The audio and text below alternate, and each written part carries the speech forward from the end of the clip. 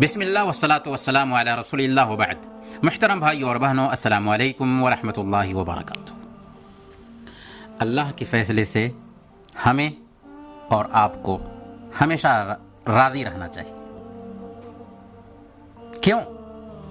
اس لیے کہ اگر اس دنیا میں کس طرح کی پریشانی آتی ہے، کس طرح کی مصیبت آتی ہے، تو جانتے ہیں اللہ تعالیٰ نے اس پریشانی اور اس مصیبت کے حوالے سے ہماری قسمت میں لکھ دیا تھا پہلے ہی، اور جو کچھ بھی لکھا تھا ویسے ہی ہماری زندگی میں ہو رہا ہے.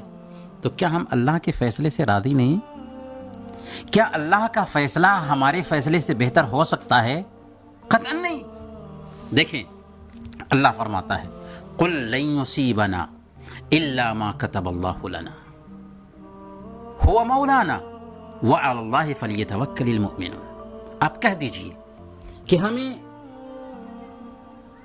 وہی پہنچ سکتا ہے جو اللہ نے ہمارے حق میں لکھا ہوگا،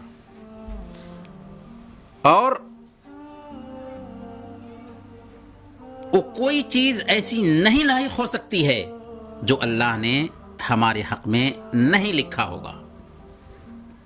وہی ہمارا مولا ہے، اور ایمان والے اسی پر توکل کرتے ہیں، اسی پر بھروسہ کرتے ہیں. اور صحیح مسلم کی روایت ہے، اللہ کے نبی صلی اللہ علیہ وسلم نے ارشاد فرمایا کتب اللہ مقادیر الخلائق قبل ان يخلق السماوات والارض ب50,000 عام. اللہ تعالیٰ نے مخلوق کی تقدیر آسمان اور زمین کو پیدا کرنے سے 50,000 سال پہلے لکھ دیا. تو گھبرانا کیوں؟ پریشان کیوں ہونا؟ اللہ کے فیصلے سے ایک بندہ مومن ہمیشہ راضی رہتا ہے، کیونکہ وہی ہوگا جو اللہ نے لکھ دیا ہے، اس کے اپوزٹ کچھ نہیں ہو سکتا.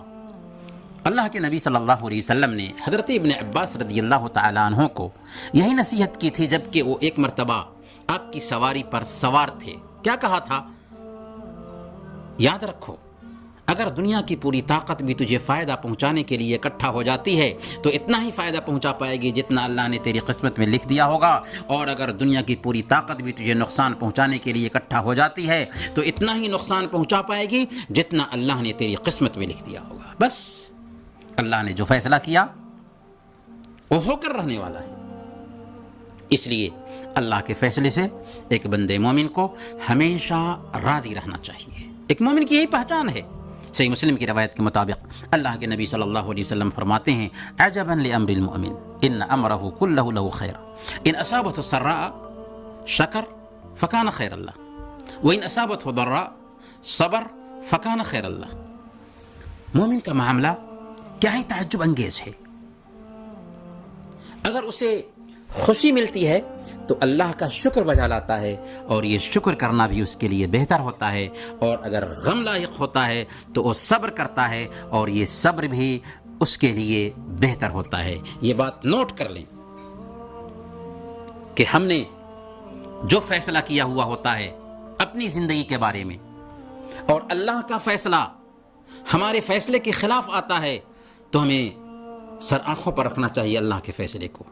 ظاہر میں لگ رہا ہوتا ہے کہ اس میں ہمارا نقصان ہے، لیکن اس میں ہمارے لیے بھلائی ہوتی ہے، کیونکہ یہ ہمارے رب کا فیصلہ ہے. اس لیے خوشی ہو یا غم ہو، ہر حالت میں اللہ کے فیصلے سے راضی رہیں، مطمئن رہیں، اسی میں بہتری ہوگی. وصلی اللہ علی نبینا محمد وعلی آلہ وصحبہ اجمعین.